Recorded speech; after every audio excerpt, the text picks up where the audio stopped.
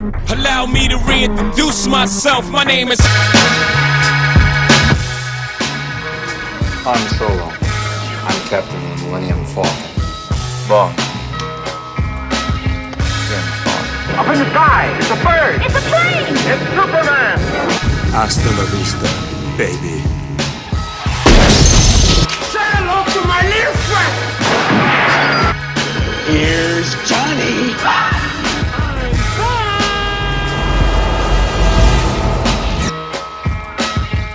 And here we go.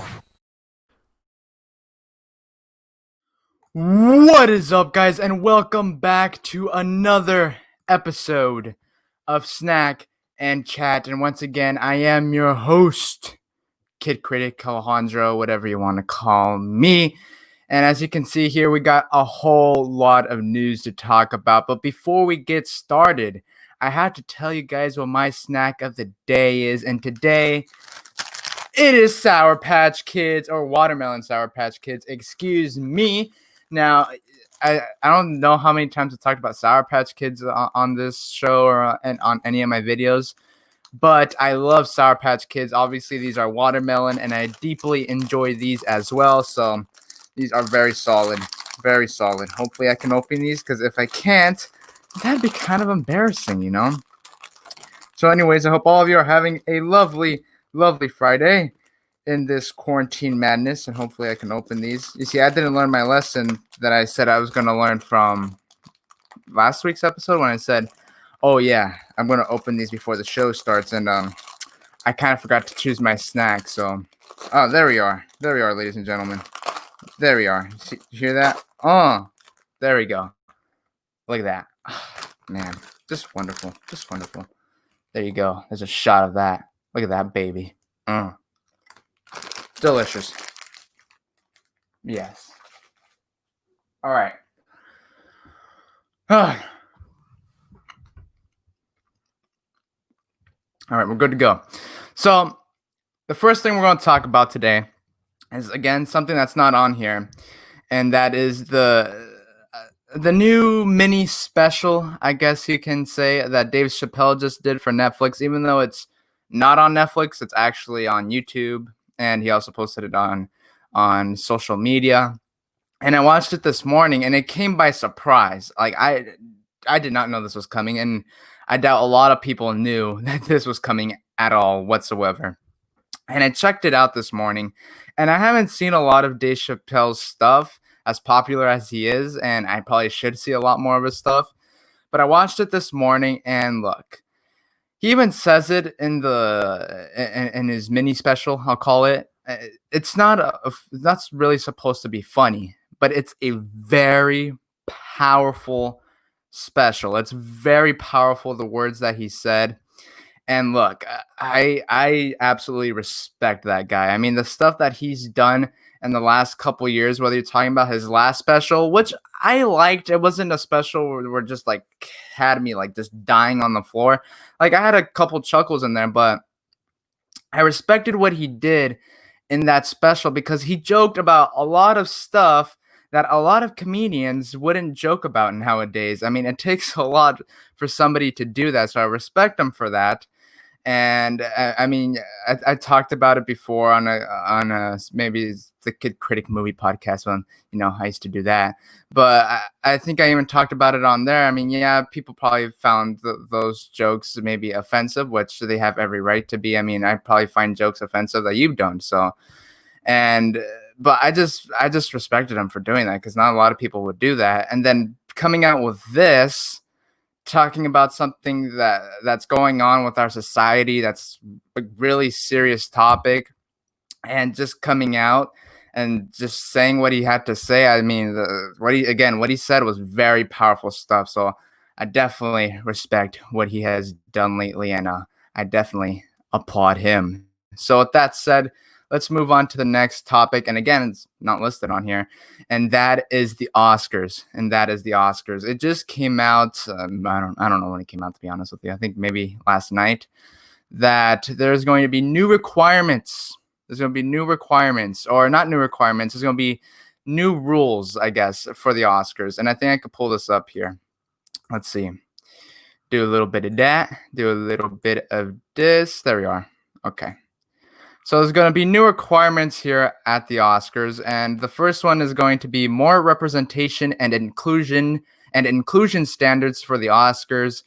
Also guaranteed 10 films in the Best Picture category. Also more new voices on our board of governors and greater streaming opportunities for members to see films. Now, when I saw this at first, I liked what I hear, inclusion. Now it's going to be guaranteed that 10 films are going to be in the Best Picture category, so give more opportunity to other movies to be included in there. So that's really cool. And then I'd say maybe like 30 minutes before the show started, I had a conversation with a friend of the show. You may know him, Graham Cracker, Graham. Basically about this, and I was like, hey, what do you think? And then he basically says, like, I like the inclusion part. I mean, I like that. He said, I like that the more that there's going to be more inclusion into the Oscars, which is obviously really good. But it also brings up the subject that what if, let's say, Spike Lee's new movie, Da 5 Bloods, which I'm yet to see. I plan on seeing it tonight, so look out for the review. That let's say Spike Lee's new movie, Da 5 Bloods, gets nominated at the Oscars. Then what if that makes Spike Lee then ultimately thinking, well, did my movie get nominated because of this inclusion thing or because it deserved to get nominated? And I was like, okay, that I actually see that point. And then I started to think, well, maybe they should include more different ethnicities and different point of views into the Academy rather than the nomination, so that way, again, you can have different point of views, different backgrounds, and all that. And he said the same thing, and I think that would probably work better. But again, awesome that there's going to be more representation. It's cool that there's going to actually really awesome that there's going to be guaranteed 10 films for the Best Picture category. So yeah, I think it'd probably better that you get more inclusion into the Academy. I think that would probably be better. So yeah, there is that. So with that said, let's now move on to the topics that are listed on here. And the first one is the new Disney film that was supposed to release on Disney in theaters. And that is Artemis Fowl, but then it released on Disney Plus because of, again, the whole epidemic and all the stuff that's been going down, the shutdown of the theaters and all of that. And I think this is actually the only Disney movie to go on Disney Plus that was supposed to be released in theaters. But anyways, so I went into seeing this movie, not really caring to see it. I've never read the books. I've heard of the book series, but I've never really heard of the books before. And after watching it, I still don't really care for the movie. I really don't. I mean, the performances are okay. I mean, I didn't know Judi Dench or Josh Gad was in it. I totally didn't know that. And then Colin Farrell's also in there, and I love Colin Farrell, but I don't know. I just don't really care for it. I had some questions as far as the story. Like, I had some questions with the story that I probably won't get into because maybe it's spoilery. So I won't talk about those. And as far as would people who have read the books enjoy these movies? Now, again, I've never read the books, but I've seen some outlets talk about how this movie will probably ultimately disappoint book readers, which, stinks. But yeah, those were kind of my thoughts of Artemis Fowl. Again, I just don't really care to ever see it again. The performances are okay. I had some a good amount of questions with the story, whether you're talking about the characters or maybe plot details and all that. So yeah, tell me down in the comment section below, what did you think of Artemis Fowl if you have seen it, or do you look forward to seeing it? And with that said, let's move on to the next topic, and that is the new Bill and Ted. Oh no, that's the wrong one. Excuse me. There you go. And that is the new Bill and Ted trailer for Bill and Ted 3 Face the Music, or Bill and Ted Face the Music. And it's funny because I just recently watched the two Bill and Ted movies in the last couple of days. So I watched this trailer before even seeing both movies, which is crazy and odd. And when I saw the trailer without seeing any of the movies, I didn't care for the trailer at all. Like, if you've never seen a Bill and Ted movie, you probably wouldn't care. This trailer would not make you care about seeing this movie at all, as somebody who saw this trailer without seeing the movies.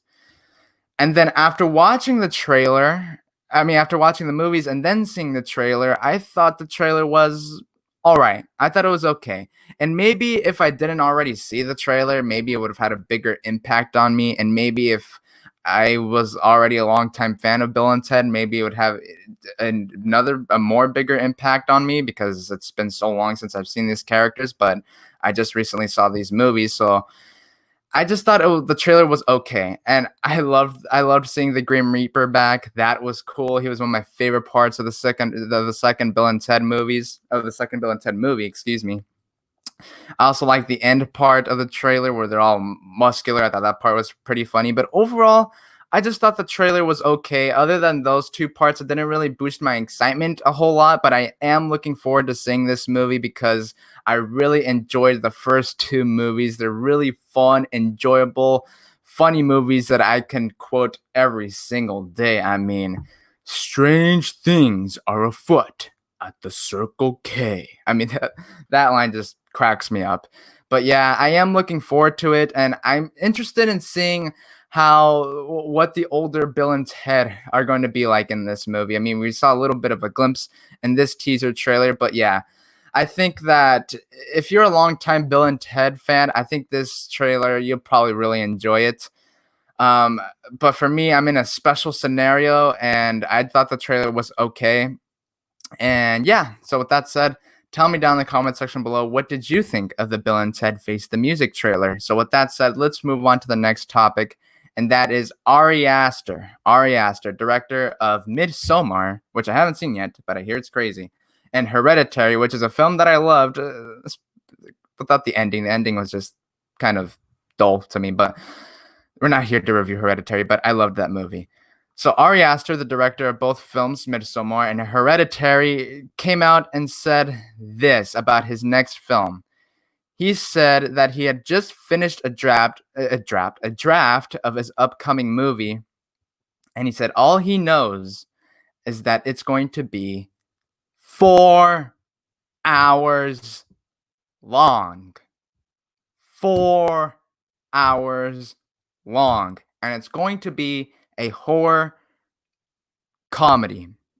Now, if it was me and I saw a 4-hour Ari Aster horror comedy film in theaters, I'd probably go watch it, even though I struggle to watch 4-hour movies in my own house. But Aster is going to have a very difficult time shopping this movie around, because very rarely, if ever, do you ever see a 4-hour comedy horror film in theaters. Very rare that you see that. Now, maybe he does a thing like Middlemore, pretty sure that's how you pronounce it, where he releases a shorter cut of the movie in theaters and then releases basically his director's cut, which is 3 hours long, after the film's release on Blu-ray or streaming or wherever you watch your movies. So maybe if he does a thing like that, then you'll probably have an easier time getting this movie greenlit. But if it's just playing out 4 hours, none of that, none of what he did with Middlemore, then he's going to have a pretty tough time. But I mean, I plan on someday watching Middlemore. I hear it's crazy. I've heard some people who don't like the movie. I've heard some people who do like the movie. I know it's currently on Amazon Prime, and I'll probably check it out someday in the near future. But I loved Hereditary. I did love that movie. So let's move on to the next topic, and that is Spider-Man Into the Spider-Verse 2. That is right. 2. It was just announced by the lead animator of the sequel film, and I don't know if he was also the lead animator of the first film, but Nico Kondo, I'm sorry if I pronounced your last name wrong. But he basically tweeted a video on his Twitter basically announcing that Spider-Verse 2 is officially starting to get worked on. Like, they're already working on Spider-Man Into the Spider-Verse 2. and we just heard a month ago that it was delayed to, I believe, November of 2022, which sucks, but it's awesome to hear that they're working on it because I love Spider-Man Into the Spider-Verse. It's probably my favorite Spider-Man movie, and that's saying a lot because there's a good amount of Spider-Man movies that I love, even though I haven't seen the Raimi Spider-Man films in a long time. Definitely need to rewatch those, but it's awesome to hear that this movie's starting to get worked on. Again, loved the first one, so I'm very looking forward to the sequel and what they have planned for it. So now let's move on to the next topic, and that is Fantastic Four. So the people over at Geeks of Color, and I've actually watched some of those guys over at the Schmoes Know channel for a while, so it's cool to see that they broke this story. But they basically sat down and did an interview with Chronicle Capone and 2015's Fantastic Four director, Josh Trank. And he basically talked about how he was looking at getting a black actress to play the role of Sue Storm. But Fox was strongly against that, and ultimately that didn't happen. Especially if you've seen the movie, you know that didn't happen. Now, I heavily doubt that this is the first time something like this happened. I mean, they even talk about it in the interview that this is probably not the first time this has happened. I mean, and it's not like every day news like this breaks out about studios strongly against the idea of getting a different ethnicity actor or actress for a certain role, and they're looking for that big star. So they definitely talk about that in the interview as well. And I think this is something that will change, especially in the climate that our society is in right now. And it's good that this will hopefully change. And I think it will change because, again, of the climate that our society is in right now.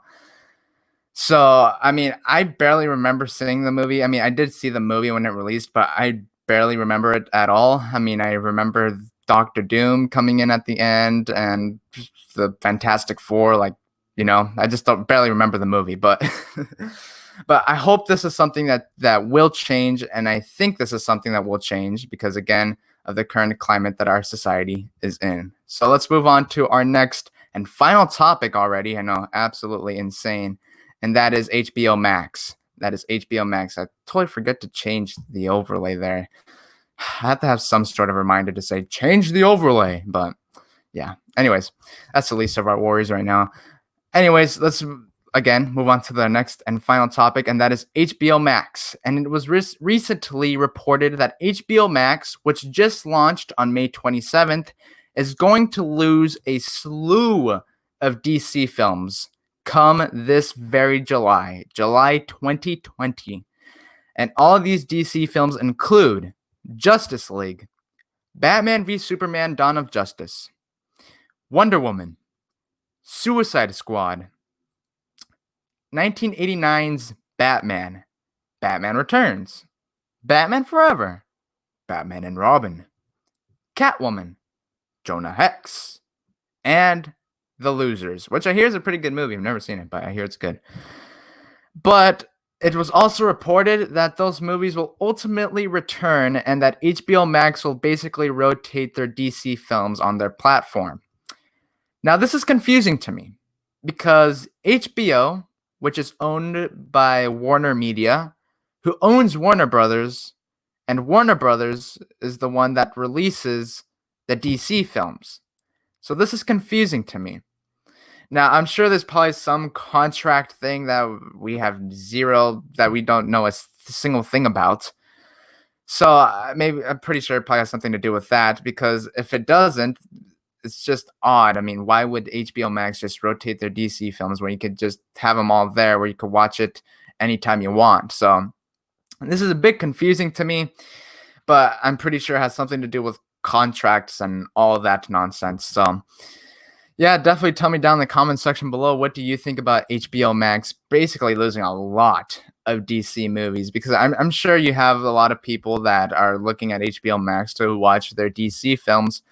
So yeah, with that said, thank you for joining me on this installment of Snack and Chat. Hope all of you had a wonderful time watching it, and I hope all of you had a wonderful time eating your snack as you were watching me talk about the movie news that came about this week. A lot of movie news, as you can tell. And don't forget to like and subscribe because that is very important. And also check out my new short film, Mr. Benedict. That's right, Mr. Benedict. It just came out. Make sure you guys go over and check that out as well. And with that said, look out for the next video or review. And peace.